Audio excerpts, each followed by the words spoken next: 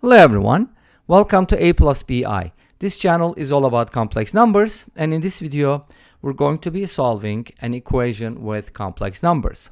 We have z squared plus 2z equals 14 plus 8i, and we're going to be solving for z values. Now, if you are new to this channel, new to complex numbers, or you need a refresher, go ahead and check out my lecture videos. I made a playlist of lecture videos on basics of complex numbers. So to be able to solve this equation, I'll be presenting two methods, and let's start with the first one. So since I have a quadratic equation, I can solve this equation using the quadratic formula, right? So let's go ahead and put everything on the same side so we can get a complete quadratic. And to solve it, we'll use the quadratic formula, which is negative b plus minus the square root of b squared, which is 4, minus 4ac. With the double minus, it's going to be a plus sign between those two things, and then we're just going to divide by 2. Great. Let's go ahead and simplify inside the radical. So we have 4 times 14 is 56, and then 4 times 8i is 32i. So this gives us 60 plus 32i. Nice. Let's go ahead and plug it in. This gives us z equals negative 2 plus minus the square root of 60 plus 32i. And all of that is divided by 2. Notice that inside the radical, we can factor out f4, which means we can take it out. And that'll be a 2 outside, so we can simplify that even further. If you divide by 4, you're going to get 15 here. And I should write the 2 outside first.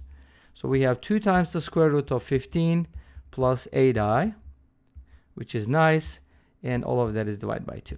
Now if you divide everything by 2, you'll get a simpler expression, negative 1 plus minus the square root of 15 plus 8i.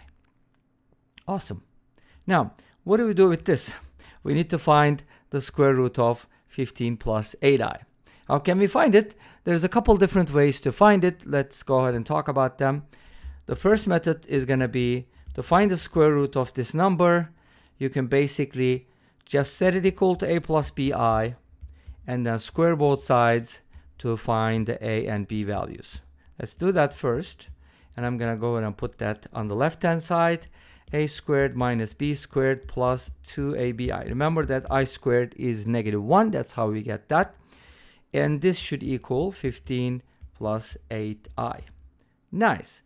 This shows us that, okay, the constant term, or I should probably call that the real part, is 15 on the left-hand side, and the imaginary part is 8. So this gives us a system of equations. A squared minus b squared is equal to 15, and ab is equal to 4, because 2ab is equal to 8. So far, so good. Now we have a system of equations. How do we solve it? Well, substitution is going to be one of the methods. For example, you can take one of these, write b as 4 over a, and then take that and plug in. Here you'll find an equation in a only, or you can use some identities, or you can even factor a squared minus b squared, right? But you could also guess. Guess and check is actually pretty powerful here, because we're probably looking for good numbers like integers, right? So find two numbers whose product is 4, and at the same time the difference of their squares is 15.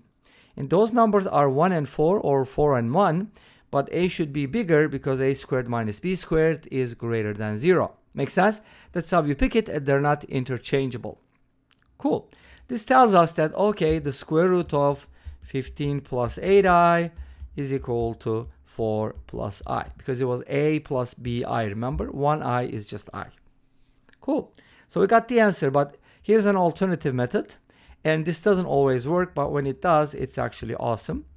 We can try to break down the 15 into two pieces such that one of them is negative, because it's going to be something times I squared, and one of them is going to be positive, and that needs to be a perfect square.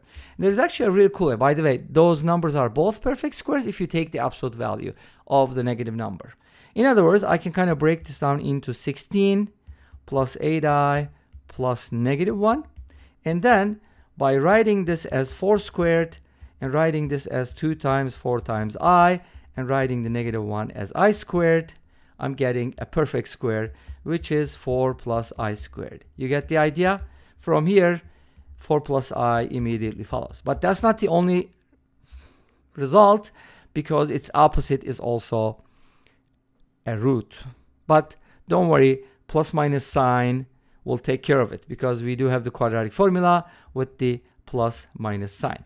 Now, since we know that the square root of 15 plus 8i is 4 plus I, let's go ahead and replace it with 4 plus I, and then we're going to simplify that. Let's erase this area and then see if we can use this. Maybe I'm just going to leave that alone, 4 plus I, as a reminder.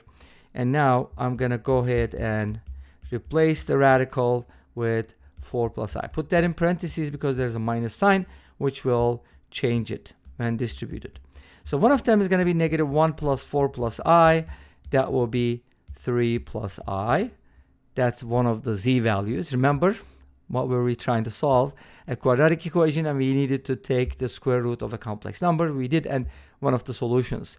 Let's call this z1. And z2 would be -1 minus 4 minus I, and that will be -5 minus I. In other words, this equation has 2 solutions, and it makes sense because it's quadratic, and these are the solutions. Make sense? So far, so good? Now, here's actually a cooler way to approach this problem. You've probably seen this, right? When I showed you the problem, or when you've seen the thumbnail, you probably noticed that, yes, there's something really cool about it. Why don't we use it? Okay, here's how. Notice that the expression on the left-hand side is 1 short of a perfect square, and that's just perfect. So what we need to do is add 1 to both sides, and that's going to become a perfect square, which is z plus 1 squared, right? And this expression becomes 15 plus 8i. Does that look familiar? Yes. That is the expression whose square root we just found, and I'm not going to walk you through the same steps because we've already done this. This is basically 4 plus I squared, and you can check that, right? Easily. Now, here's the fun part. A squared equals b squared implies a equals b and a equals -b. So we get 2 results. Z plus 1 is 4 plus I, and z plus 1 is -4 minus I, the opposite, right? Subtract 1, you get z equals 3 plus I. Subtract 1, you get z equals -5 minus I. And guess what? Those are the exact same solutions that we found before. So that kind of checks, right? Doesn't it? And this brings us to the end of this video. Well, thank you for watching. I hope you enjoyed it. Please let me know. Don't forget to comment, like, and subscribe. I'll see you next time with another video. Until then, be safe, take care, and bye-bye.